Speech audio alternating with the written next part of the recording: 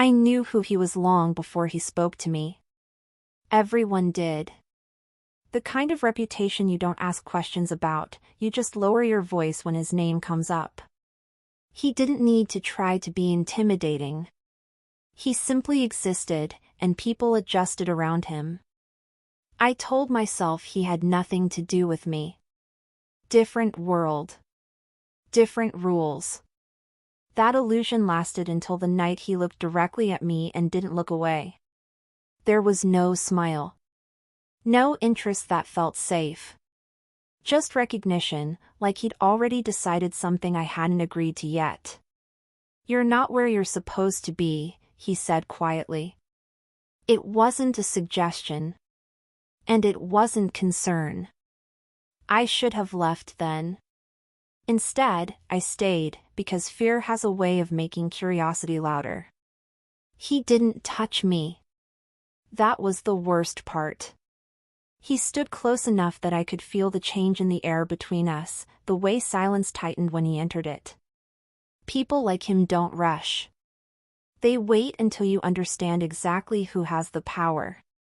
"I don't like repeating myself," he said. I nodded, even though I wasn't sure what rule I'd broken. "You watch me," he continued. "That tells me more than you think." My pulse betrayed me. I hated that he noticed. I told myself this was just intimidation. A misunderstanding. But the way his eyes lingered wasn't careless, it was deliberate. Like he was mapping reactions instead of faces. And for the first time in a long time, I felt something unfamiliar settle in my chest. Not attraction. Not yet. Something closer to danger. The message came later that night. No name. No explanation. Just a time and a place. I stared at my phone longer than I should have. I knew saying no would have been the smart choice. But smart doesn't survive in places like this. Only bold or broken does. When I showed up, he was already there, calm, composed, unsurprised. Like he'd known I would come. "You don't follow instructions," he said. "You test them." I opened my mouth to argue. He stepped closer. "Careful," he added softly. "That's how people get hurt." And in that moment, I understood something chilling and intoxicating all at once. He wasn't warning me. He was inviting me into something I might not survive unchanged. He didn't explain the rules. He let me feel them instead. The place he brought me to was quiet in a way that felt intentional. Too controlled. No music. No distractions. Just space and the awareness of him standing there, watching without looking like he was watching. "Sit," he said. I hesitated for half a second too long. His gaze lifted, slow and assessing. "That pause," he added, "is why you're here." I sat. My heart was loud enough that I was sure he could hear it. He circled the room once, unhurried, like time bent around him. When he stopped, it was behind me. Close. Not touching. "You're curious," he said. "But you pretend you're not." I didn't agree to anything, I replied. A quiet exhale. Almost a laugh. "No," he said. "You agreed the moment you didn't walk away."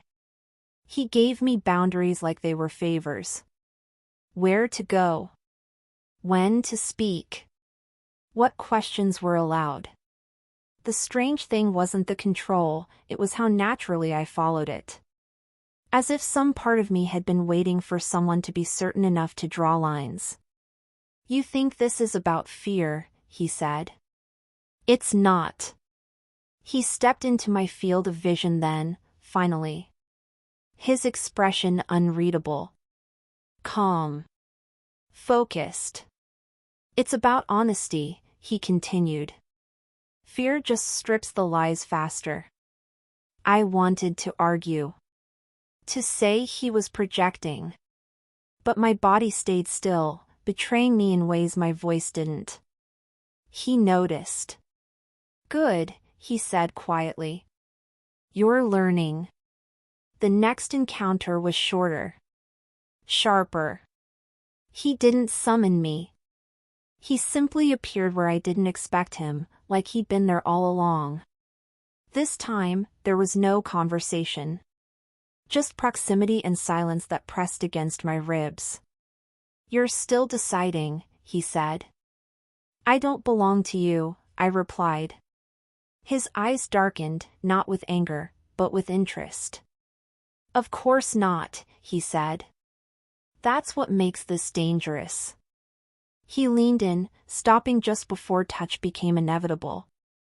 Tell me to stop, he murmured. I opened my mouth. Nothing came out.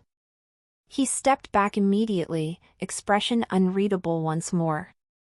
That, he said, is consent you don't understand yet. And as he walked away, I realized something unsettling. I wasn't afraid of him anymore. I was afraid of how quickly I was learning where my limits really were. By the third time, I stopped pretending this was accidental. I knew when he would appear. I knew the places he preferred, quiet corners, controlled spaces, moments where no one interrupted. And I still went. That was the part one couldn't explain to myself. You're not trapped, he said once, like he was reading my thoughts. You're returning. I hated that he was right. Each encounter stripped something away, hesitation, excuses, the version of me that believed control always looked like force. With him, it looked like certainty. Like someone who never questioned his position in the room. You relax when you stop resisting, he observed. I'm not relaxing, I replied. You are, he said calmly. You just don't like why. The tension changed after that. It stopped feeling external and started living under my skin. I found myself thinking about him when he wasn't there, replaying his words, his pauses, the way he waited instead of chasing. He never asked how I felt. He watched until my reactions answered for me. You could walk away, he reminded me one night. I looked at him, standing too close, close enough that leaving felt like a lie. And you won't, he added. It wasn't arrogance. It was awareness. The line blurred the night I pushed back. Not loudly. Not dramatically. Just enough to test whether the power he held would turn sharp. I don't need you, I said. He tilted his head slightly, studying me. No, he agreed. You don't. The pause stretched. But you want to know why you stay, he continued. And I'm the only one who isn't lying to you about it. That should have scared me. Instead, something inside me settled, dark, quiet, undeniable. Because for the first time, I wasn't being softened or protected. I was being seen in the parts of myself I'd never named. And I realized the truth wasn't that he had power over me. It was that I was choosing to stand exactly where his shadow fell. The shift happened the moment he stopped leading. Not because he lost interest, but because he wanted to see what I would do without direction. He said nothing. Asked nothing. Just watched. The silence was heavier than any command he'd given me before. You're waiting, he said eventually. For what? I asked. For permission, he replied. Or for courage.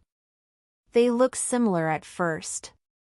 I hated how exposed I felt. How much I wanted him to tell me what came next. That was when I realized how deeply the dynamic had changed. Control wasn't something he was taking anymore.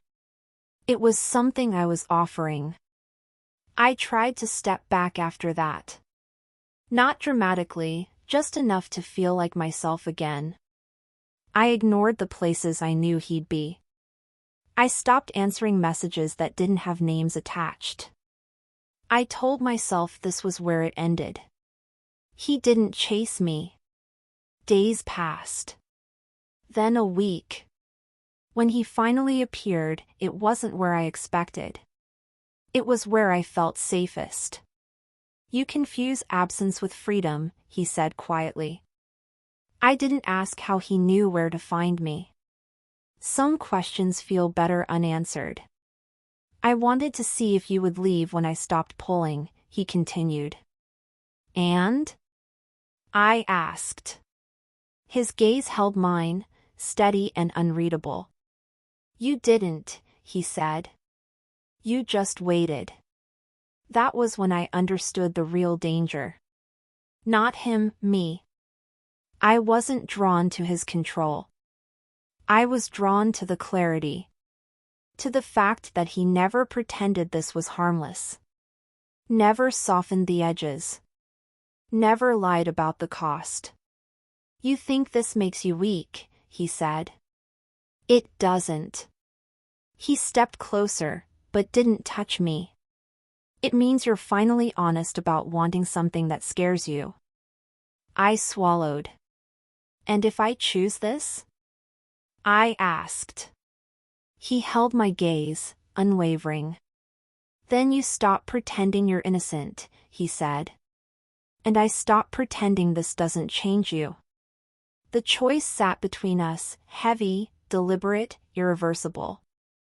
And for the first time, I wasn't wondering how to escape. I was deciding who I would become if I stayed. I didn't answer him right away. Not because I was unsure, but because I finally understood what the question really was. This wasn't about him. Or power. Or fear dressed up as desire. It was about whether I was willing to stop lying to myself. I won't be controlled, I said slowly. He nodded once. Good, he replied. Neither will I. That was the moment everything shifted. Not into something softer, but into something sharper. More honest. The danger wasn't in losing myself. It was in meeting the version of me I'd kept hidden. What followed wasn't a surrender. It was an agreement. Rules replaced assumptions. Silence became intentional. Every step forward was chosen, not taken. He didn't demand obedience. He demanded awareness. And that was far more unsettling. You don't get to blame me for who you become here, he said. I know, I answered. And for the first time, I meant it. The fear didn't disappear. It transformed. Into focus. Into presence. Into something dark, controlled, and undeniably alive. This wasn't a love story the way people like to tell them. There was no safety net. No promise of softness. No illusion that I would come out unchanged. But there was truth. He didn't save me. He didn't break me. He stripped away the parts of me that pretended I wanted safety more than honesty. I walked away from that world eventually. Not because I was afraid, but because I had taken what I came for. Clarity. Ownership. The understanding that darkness doesn't always corrupt. Sometimes, it reveals. And I was no longer afraid of the woman I became when I stopped pretending I wanted to stay untouched. She was dangerous. And she was mine.